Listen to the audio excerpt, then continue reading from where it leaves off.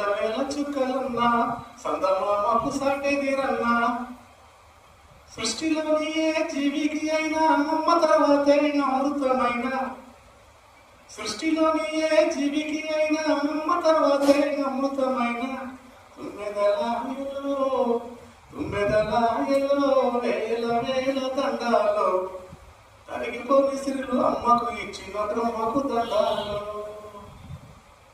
అమ్మ కంటి చూపు చల్లదనము కొత్త కుండ నీళ్ళకెక్కడుంది తల్లి మనసుకున్న మెత్తదనము వెన్నముద్ద అయిన కలిగి ఉందా అమ్మలాలి పాట వింటే శిలలు కూడా కలిగి నీరవుతాయి కలగల నవ్వుతాయి తుమ్మెదలాయలో తుమ్మెదలాయలో అమ్మకు వెన్నెల హారతలో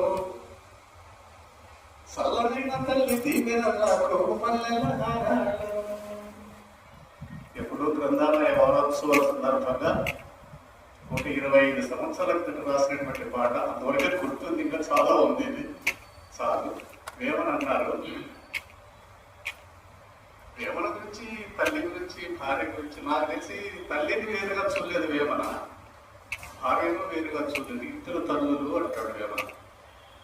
ఇద్దరు తల్లుల ముద్దుల బిడ్డ పురుషుడు ఎంత అదృష్టవంతుడు అంటాడు.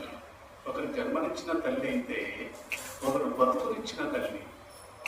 తల్లి జన్మనిస్తే భార్య బతుకునిస్తుంది అంటాడు వేమన.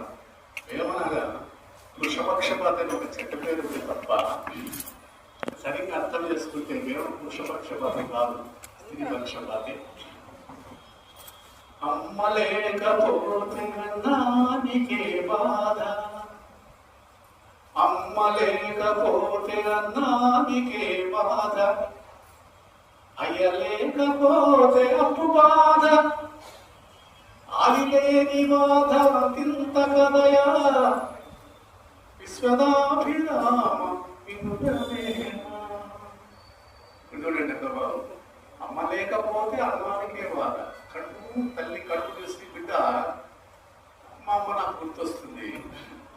మా అమ్మ ఆకలైతే తన కడుపుకు బట్ట పుర్రుగా చుట్టుకొని నాకు పెట్టేది. ఎందుకు మా అమ్మ కడుపుకు బట్ట చుట్టుకుంటుంది గుర్రుగా అంటే ఆకలితో పేగులు మృదంగనాదం చేసినప్పుడు ఆ సౌండ్ వినిపిస్తుంది. ఆ సౌండ్ ఎక్కడ దాకా వినిపిస్తుంది అని గుండె దాకా వినిపిస్తుంది.